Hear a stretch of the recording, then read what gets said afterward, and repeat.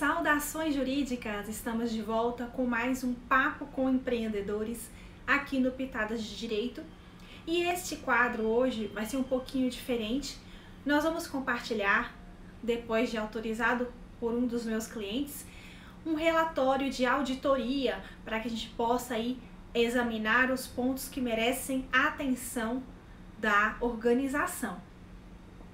Se você não estiver inscrito aqui, eu peço que você se inscreva neste canal, deixe seu like no vídeo, clique no sino abaixo, ativando as notificações para que você possa receber os vídeos novos que sobem, possa ser alertado das novas estreias, os novos vídeos ao vivo, trazendo dicas aí no âmbito trabalhista e às quartas-feiras, especialmente no âmbito empresarial. Nós fizemos uma auditoria numa empresa de pequeno e médio porte para avaliar as questões trabalhistas que estavam ali afetas àquela organização. Para isso, nós verificamos os processos de admissão, registros de empregados, folhas de pagamento e as demissões ocorridas no ano de 2020.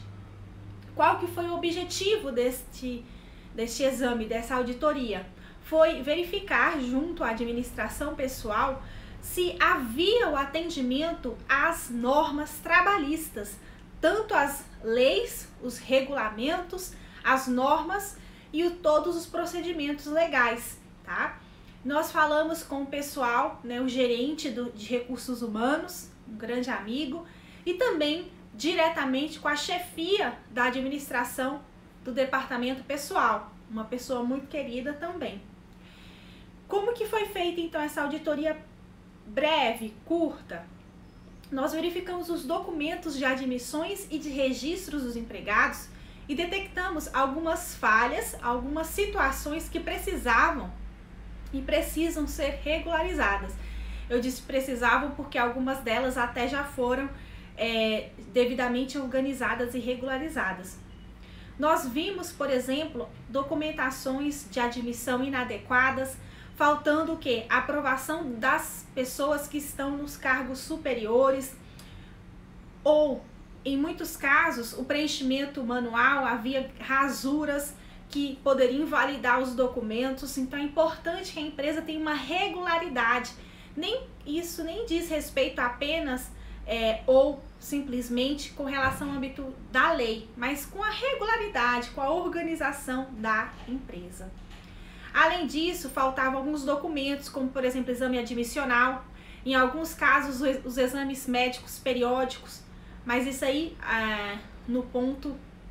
na duração do contrato. Nesse primeiro momento a gente faz uma análise dos processos e procedimentos, documentos relacionados à admissão e os registros dos empregados, tá? Em contrapartida, a empresa se resguardava muito, pedindo vários documentos para admissão, quando a lei até traz a proibição de certos documentos.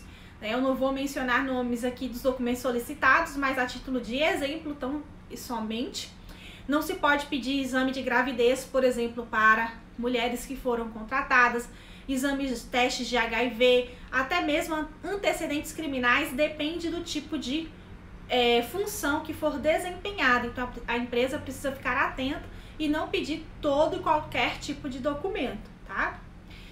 Nesse ponto, então, diante desses aspectos aí de falhas, eu nem diria erros, apenas falhas, a gente fez uma recomendação para que houvesse o maior treinamento dos profissionais que estão ali no ato da contratação, que fazem todos os documentos, que elaboram a pastinha dos funcionários, para que esse tipo de situação não venha se repetir. Nós vimos também as folhas de pagamento, e aí sim, neste ponto, nós encontramos várias situações que merecem aí a atenção. Nós detectamos falhas com as folhas confeccionadas manualmente, e algumas até com alguns equívocos. E note aqui, na auditoria a gente não analisa todos os olerites de todos os períodos, de todos os empregados, senão vai se tornar um trabalho, praticamente infindado. Então a gente seleciona alguns documentos e analisa e destes selecionados, muitos deles haviam equívocos de cálculo, tá? Que é bem prejudicial para a empresa. Ainda tinha base de cálculos erradas para alguns empregados, porque nós temos a convenção coletiva que determina e traz aí, estabelece um reajuste. Inclusive em outubro aí grande parte aí das convenções e dos instrumentos normativos trazem aí um reajuste, então o pessoal já fica em cima. Além disso, havia equívocos da soma dos salários líquidos e principalmente os salários constantes das folhas não conferiam com os registros dos empregados, o que é muito grave e merece uma atenção, tá? E sem falar em alguns equívocos como pagamento de férias fora do prazo estabelecido na lei e etc. Então, nesses pontos aqui, nós recomendamos, além da maior atenção devida aí ao pessoal que é responsável, verificar a informatização da folha de pagamento, né? Nós vivemos na era digital, então quanto mais informatizado estiver o sistema, melhor para você localizar uma ficha, para você guardar e organizar mesmo os documentos. Ainda aqui ficou um ponto de a empresa avaliar a mão de obra que pode ou não ser mantida na empresa frente aos custos trazidos, frente à questão da taxa de rotatividade, no sentido até mesmo de faltas excessivas. Então a empresa avaliar até que ponto vale manter esse empregado. Então nós fizemos algumas ponderações nesse sentido para evitar problemas futuros, né? No processo de demissão também encontramos algumas falhas muito comuns nas empresas, como por exemplo não atendimento às normas da CLT, porque não é apenas o pagamento das verbas em 10 dias, mas também entrega das guias de FGTS, a baixa na carteira, se for o caso, se for carteira física. Então, a entrega dos documentos rescisórios também neste prazo, tá? Se não, incide a multa do 477. E tivemos casos, inclusive, de pagamento de verbas rescisórias em valor maior do que o devido, tá? É importante que a empresa avalie essa questão, né? É muito difícil encontrar, mas neste caso, por exemplo, a gente conseguiu localizar. E procedimentos que imponham aí penalidades para os empregados, como justa causa, situações que efetivamente não ocorreu assim, como pode-se dizer, ou não restou devidamente comprovada a justa causa. Então, nesse caso, a empresa corre um sério risco aí de sofrer uma ação e ter aí a reversão dessa justa causa. A justa causa, ela precisa ser imediata, né? Houve a falha, a empresa descobriu agora, tem que mandar embora por justa causa. Não pode deixar passar o tempo, porque aí tem-se o que a jurisprudência diz que ocorreu o perdão tácito, então a empresa acaba ficando prejudicada.